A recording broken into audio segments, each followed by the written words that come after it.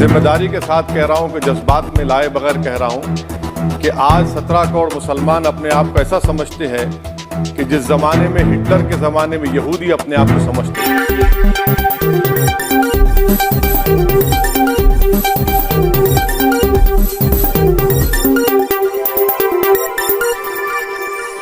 Sir, मैं हस्ब आदत और हस्ब रिवायत उसकी मुखालिफत में खड़ा हूं और सदर जमहूरिया के खुतबे को अगर आप देखेंगे सर, तो उसमें पूरे खुतबे में लफ्ज़ मुसलमान तो छोड़िए, लफ्ज़ अक़लियत भी इस्तेमाल नहीं हुआ है। और मैं बड़ी ज़िम्मेदारी के साथ आपके सामने अर्ज़ कर रहा हूँ कि भारत में 14% मुसलमान जो आबादी के लिहाज से 17 करोड़ आते हैं, वो आज पिछले 10 साल में नरेंद्र मोदी की सरकार में अपने आप को एक गैर यकीनी कैफियत में पाते हैं, अपने सोचते हैं कि हमारी शनाख्त को ख़तरा है, हमारे वजूद को ख़तरा है। और मैं बड़ी ज़िम्मेदारी के साथ कह रहा हूं कि जज्बात में लाए बगैर कह रहा हूं कि आज 17 करोड़ मुसलमान अपने आप को ऐसा समझते हैं कि जिस ज़माने में हिटलर के ज़माने में यहूदी अपने आप को समझते थे। और उसकी मैं बताता हूं क्यों समझते हैं, बताता हूं आपको चंद मिनट में।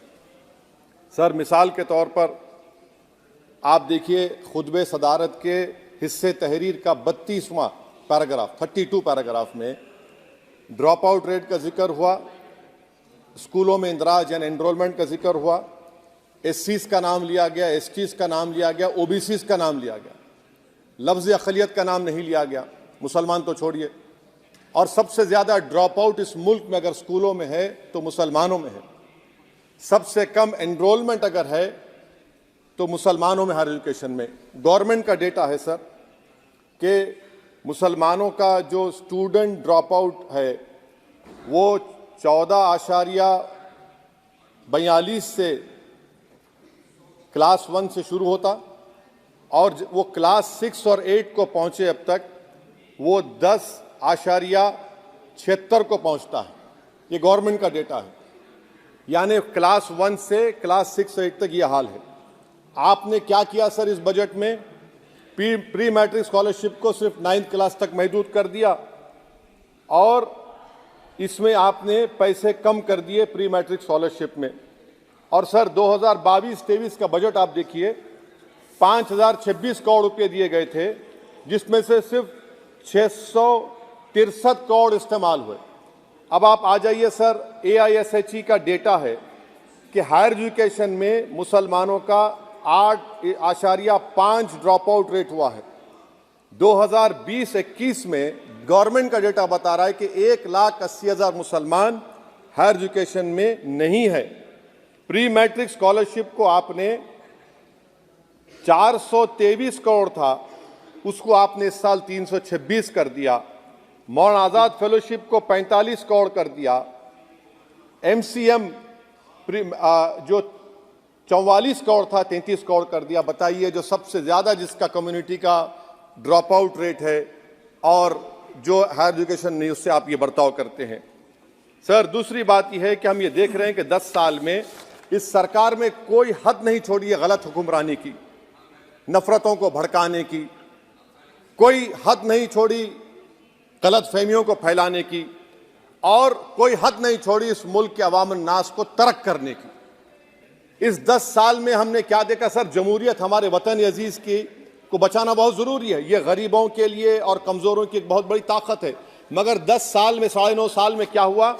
सिर्फ एक शख्स को मजबूत कर दिया गया, एक मजहब को मजबूत कर दिया गया, एक आइडियोलॉजी, एक नज़रिए को मजबूत कर दिया गया, एक शनाख्त को सब शनाख्त के आगे दूसरी शनाख्तों को मिटाने की कोशिश की गई, एक जबान को मजबूत कर दिया गया। तो हमारी जमहूरियत तो खोखली हो चुकी है। और सर, कोई भी हुकूमत और पार्टी सिर्फ जबर और इस्तेसाल पर कायम नहीं रह सकती है सर। दूसरा पॉइंट सर जो मैं आपके सामने अर्ज करना चाह रहा हूं, CAA के कानून के ताल्लुक से मरकजी एक वजीर ने अखबार में बयान दिया कि हम 8 दिन में करने वाले हैं। आप 8 दिन में करेंगे, 8 दिन में एहतजाज शुरू होगा मुल्क के कोने कोने में। आप CAA को मजहब से खत्म कर दीजिए, मजहब से जोड़ेंगे तो आपका इरादा बुरा है।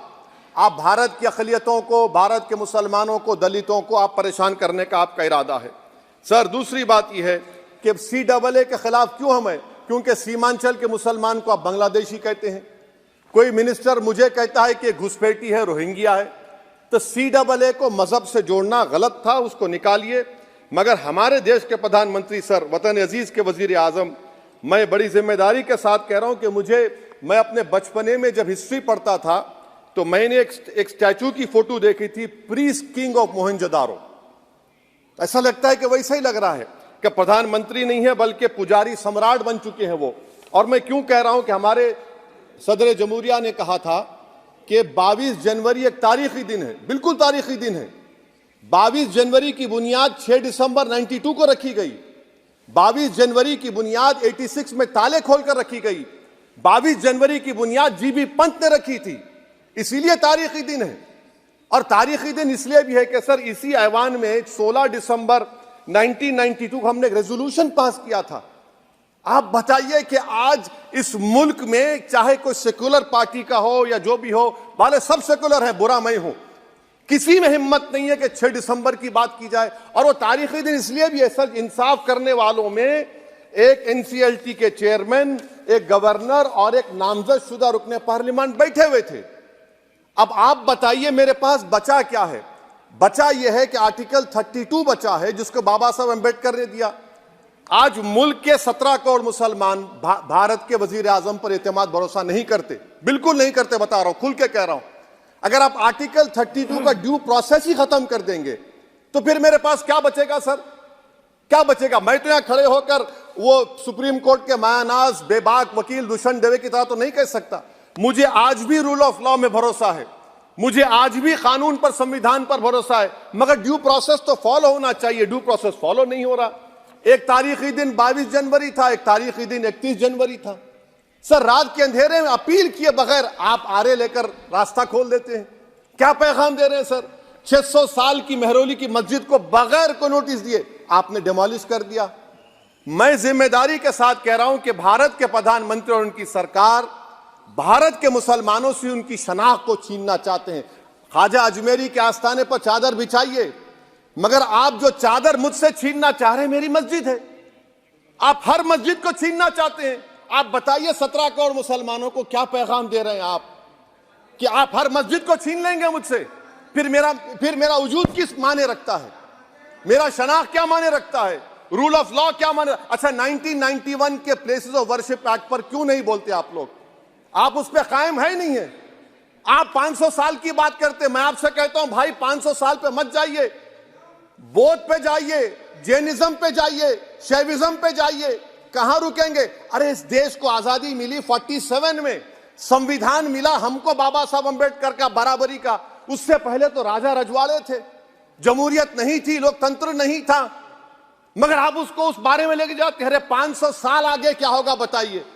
आप किसी एक सिविलाइजेशन, सर अंग्रेजी में किसी ने कहा था, civilization can not be rewritten by hatred, history can not be corrected by demolition.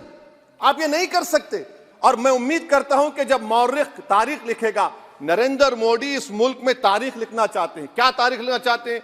कि मैंने इस देश को, गांधी अंबेडकर के देश को मैंने हिंदू राष्ट्र बना दिया। मैं उम्मीद करता हूं कि हमारे भारत के हमारे हिंदू भाई देश के प्रधानमंत्री की सोच को नाकाम करेंगे। उन पर है, अब देखते हैं क्या होता है। सर, नेबरहुड फर्स्ट की पॉलिसी है। नेबरहुड फर्स्ट क्या हो रहा है सर? हम सोशल मीडिया के जरिए फॉरेन पॉलिसी चला रहे हैं। मालदीव छोटा मुल्क, वो हमको आंख दिखा रहा है, चीन की गोद में बैठ गया। हमारे लद्दाख में हमारे जो लोग जानवर को लेकर घास चराए जाते, वहां पर चीन की आर्मी आके रोक रही। बताइए, बांग्लादेश चीन की गोद में बैठा हुआ है। आप गैलेंट्री अवार्ड दे रहे हैं, क्यों दे रहे हैं? कि चीन बैठा हुआ है। तो आपका बफर जोन गया कहां भाई साहब? आपका बफर जोन तो कहां गया नहीं मालूम, गायब हो गया बफर जोन। और दूसरी बात सर, आप ये भी देख लीजिए कि यहां पर मैं आपको इंपॉर्टेंट पॉइंट ये बताना चाह रहा हूं सर। ये हम बोलते हैं India middle east economic corridor, कितना पैसा है बताइए? वो नहीं बताया जाता।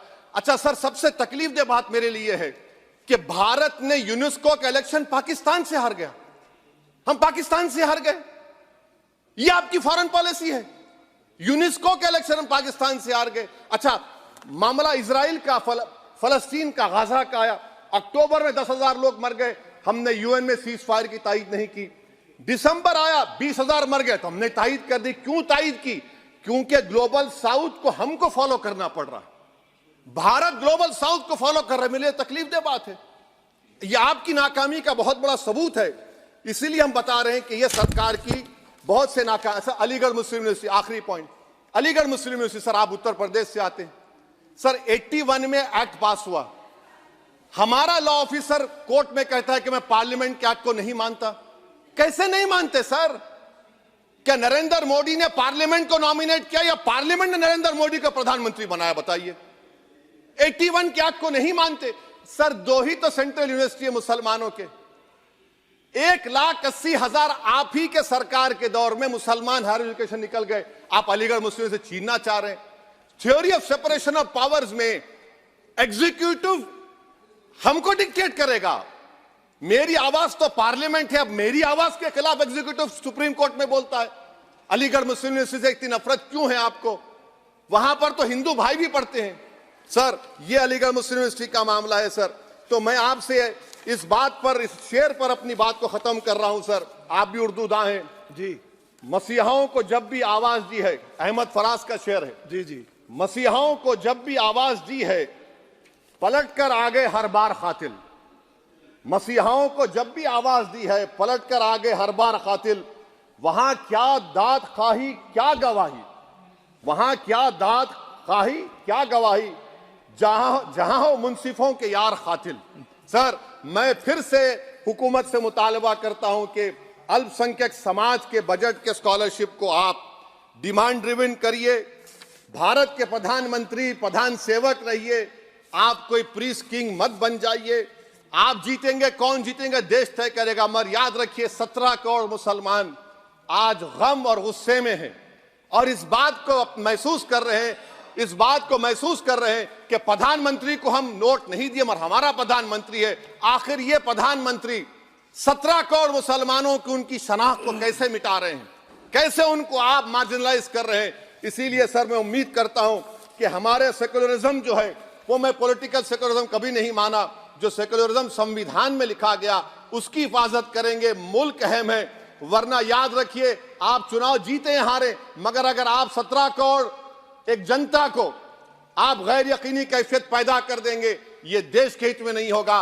बल्कि हम तो उम्मीद कर रहे हैं कि ड्यू प्रोसेस अदालत फॉलो करेगी। अदालत अगर एक तरफा फैसले करेगी तो गलत होगा। सर, बहुत बहुत शुक्रिया।